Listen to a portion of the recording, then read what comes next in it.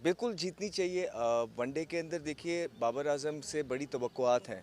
अगर कोई भी फॉर्मेट है जो बाबर आजम को सूट करता है आजकल के क्रिकेट के हिसाब से, वो ओडीआई क्रिकेट है और उनको परफॉर्मेंस करना ही पड़ेगा। अगर पाकिस्तान को कहीं भी जीतना है उन पर बड़ी रिस्पॉन्सिबिलिटी होगी और कौम की दुआएं भी होंगी और उनके अपने लिए भी बहुत इंपॉर्टेंट है कि वो ओडीआई के अंदर परफॉर्मेंस करें और पाकिस्तान को मैचेस जितवाएं। देखिए उनकी स्टेटमेंट है, उन्होंने कुछ ना कुछ सोच के ये बात की होगी। मुझे ये लगता है कि उनका कहने का मकसद ये है कि पाकिस्तान क्रिकेट बोर्ड बहुत बड़ी रिस्पॉन्सिबिलिटी है और एट द सेम टाइम जो जो वजारत उनके पास है चेयरमैन क्रिकेट बोर्ड के पास भी, वो भी बहुत बड़ी है और मुल्क के हालात भी इस तरह के हैं कि दोनों को एक साथ साथ साथ मैनेज करना बड़ा मुश्किल हो जाता है किसी के लिए भी। तो वो यही कहना चाहते हैं कि अगर आप क्रिकेट के इन हालात भी देखें ना, क्या 9वें नंबर की टीम है आपकी, तो इन हालातों के अंदर क्रिकेट को पूरी फोकस चाहिए। तो वो आई थिंक ठीक कह रहे हैं कि कोई भी पाकिस्तान क्रिकेट बोर्ड हो या जो हालात हैं इस टाइम क्रिकेट के, उसको फोकस करना चाहिए थोड़ी क्रिकेट के ऊपर। और ये जो चेयरमैन साहब हैं, इन पे दो बहुत बड़ी और भी जिम्मेदारियां हैं जिसके लिए थोड़ा सा मुश्किल नज़र आ रहा है चीज़ें। अभी पीछे क्रिकेटर भी हमने लगा के देख लिया था, उसके भी अब चीज़ें आहिस्ता आहिस्ता सामने आती जा रही हैं। रोज़मर्रा आप भी सुन रहे होंगे, हम भी ये सारी चीज़ें सुन रहे हैं, तो ऐसा कोई इतना फ़र्क तो आया नहीं। खाली क्रिकेटर नहीं लगाना चाहिए, डिज़र्विंग क्रिकेटर जिसको पता हो कि क्रिकेट कहाँ आगे लेके जानी है, कि आप विजनरी इंसान होना चाहिए। अगर आप ऐसे ही उठा के किसी को भी लगा देंगे तो फिर इसी तरह के रिज़ल्ट आएंगे। दो चीज़ें होती हैं, जब कोई क्रिकेटर नहीं होता आप उनको लगाते हैं, जिस तरह ये साहब हैं जो आए हैं, मोहसिन नकवी साहब हैं, नीयत पे कोई शक नहीं है, बड़ा ज़बरदस्त काम करना चाहते हैं, बड़ी तारीफ़ें सुनी है। लेकिन जो लोग ये आगे लेके साथ चल रहे हैं, वो लोगों ने उनको लेट डाउन किया अभी तक। एट द सेम टाइम जब क्रिकेटर आया था उसको सारी चीज़ों का पता था, लेकिन उन्होंने जूनियर प्रीमियर लीग को जो है ना तरजीह दी। 10 अरब रुपए का प्रोजेक्ट था, वो कहाँ गया?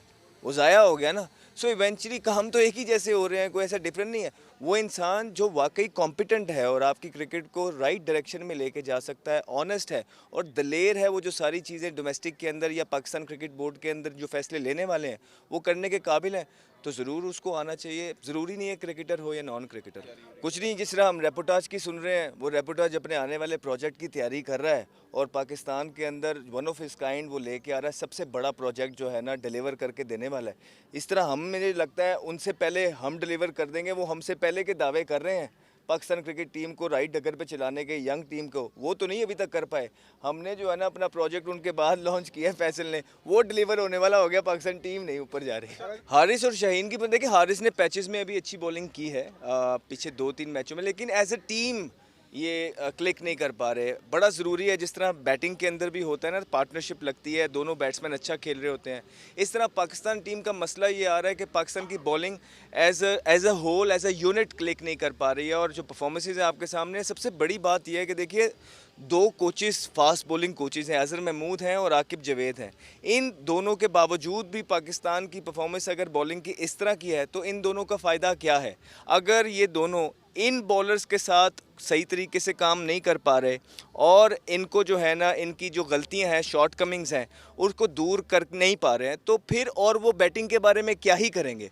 सो ये दो बड़ी, मेरे लिए तो आईब्रोज रेजिंग चीज़ है कि दो फास्ट बॉलर्स जो मेन हैं आपके, जिस तरह नसीम शाह की, आप देख रहे हैं कि अजहर महमूद साहब को आए हुए गालिबन 3.5 साल हो गए, 3.5 साल ही हो गए हम ना। आप हमारी फास्ट बॉलिंग की परफॉर्मेंसेज देखें, इतने ही अरसा हो गया पाकिस्तान की फास्ट बॉलिंग की पिटाई लगते हुए। तो मेरा मतलब है कि ये बेहतर करने आए थे, ये पिटाई लगवाने आए थे, ये अपना थोड़ा एजेंडा बता दें ताकि हम उसके हिसाब से बात कर लिया करें। देखिए हारिस रऊफ़ एक वो बॉलर है जो बीच में आके अपना काम कर देता है। हारिस रऊफ़ को जो सपोर्ट उनके आसपास है, अब ये शादाब है, उनकी देखें आपने किस क्राइटेरिया की बिना पर शादाब खान को सिलेक्ट किया। आज भी उन्हें आखिरी 4 छिक्के पड़ गए।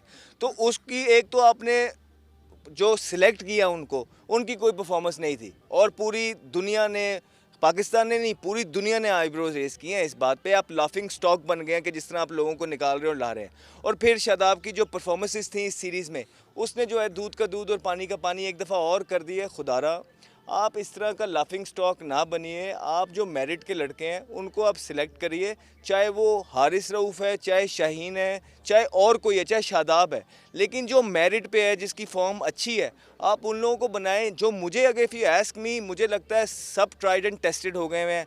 अब एशिया कप और T20 का वर्ल्ड कप जो आना है, उसके लिए सिर्फ यंगस्टर्स के साथ जो है आगे बढ़ना है आपने। यही आपका ओनली वे फॉरवर्ड मुझे नज़र आता है, क्योंकि जितने भी सीनियर्स थे इनको 7 से 8 इवेंट्स मिल गए हुए हैं। इससे ज़्यादा और आप ये देखिए, कुछ लोग ये बोल रहे हैं और अपने ही यंगस्टर्स के अगेंस्ट कैंपेन्स चला रहे हैं कि देखिए जी इन्होंने कुछ नहीं किया। भाई मैं ये पूछना चाहता हूँ कि आपने क्या किया? वो तो न्यूजीलैंड गए थे, आपके तो घर में आती हैं टीमें जो हमारी पिछली लॉट खेल रही थी।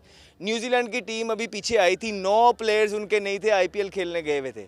वो 2-2 की सीरीज़ बराबर करके गई। ये हमारे जो लेजेंड्स हैं उनकी परफॉर्मेंसेज हैं। और आप बच्चों के अगेंस्ट कैंपेन्स चला रहे हैं जो न्यूजीलैंड के अंदर खेलने गए हैं। और इस दफ़ा if you ask me as well, मैं भी न्यूजीलैंड बहुत खेला हूँ, थोड़ा बहुत परफॉर्मेंस भी है। इस दफ़ा वाले पिच सबसे मुश्किल थे, मतलब बॉलिंग के लिए हेल्पफुल थे। तो बॉलिंग नहीं कर पाई, जिसका ज़रूर अफसोस है और जवाबदेह हैं अजहर महमूद और आकिब जावेद साहब के क्या वजह हुई कि बॉलिंग नहीं क्लिक पाई। जहाँ तक बैटर्स की बात है, पैचेस में हमें थोड़ा सा इंडिविजुअल ब्रिलियंस देखने को मिली है। जिस तरह हसन नवाज़ ने सेंचुरी की है, अपने तीसरे ही मैच में सेंचुरी करना कोई छोटी बात नहीं है। कोई कह रहा है फ्लूक, कोई कह रहा है तुक्का, भाई जो भी है, तीसरा मैच खेलने हैं, न्यूजीलैंड के अंदर सेंचुरी बनाई है, हमसे बेहतर सेंचुरी बनाई है। हमने काफ़ी ज़्यादा मैचेस खेल के ज़्यादा बॉलों पे बनाई थी, ये बच्चे ने कम बॉल खेल के न्यूजीलैंड के अंदर बनाई है। तो जितना इसको सपोर्ट किया जाए वो कम है, जितनी तारीफ़ की जाए कम है। पोटेंशियल शो कर दी है। अब जब एक दफ़ा एक प्लेयर पोटेंशियल शो कर देता है, बाकी टीम मैनेजमेंट पे डिपेंड करता है कि वो उसको कैसे ग्रूम करती है, कैसे मुल्क के काबिल बनाती है कि मुल्क को जो है ना मैचेस जितवाए। ये टीम मैनेजमेंट डिसाइड करती है और काम करती है। नुकसान पहुंचाया, अगर ऑनेस्टली बात करेंगे तो वो यही है कि पाकिस्तान सुपर लीग ने जो प्लेयर्स देने चाहिए थे पाकिस्तान की टीम को, क्या वो प्लेयर्स दिए हैं? इनकी जिम्मेदारियां थी अच्छा लीडर देना। आपके पाकिस्तान सुपर लीग ने आपको एक भी अच्छा लीडर नहीं मिला है। मिसालें आपके सामने पड़ी हैं, जो भी 5 टीमों के कप्तान थे, आप देख लें कि सारी लीडरशिप कैसी थी। ठीक है, सरफराज ने आपको जितवा के दिया, लेकिन उसके बाद आपको उस तरह का कोई लीडर। फिर आप प्लेयर्स की हालत देखें कि 7 से 8 इवेंट हार गए हुए हैं। कोई इस तरह के प्लेयर्स आपके पास मौजूद नहीं है जो मैच विनर्स हों, इम्पैक्ट प्लेयर्स हों, मॉडर्न डे क्रिकेट की जानिब जो है ना पाकिस्तानी क्रिकेट को लेके बढ़ रहे हों।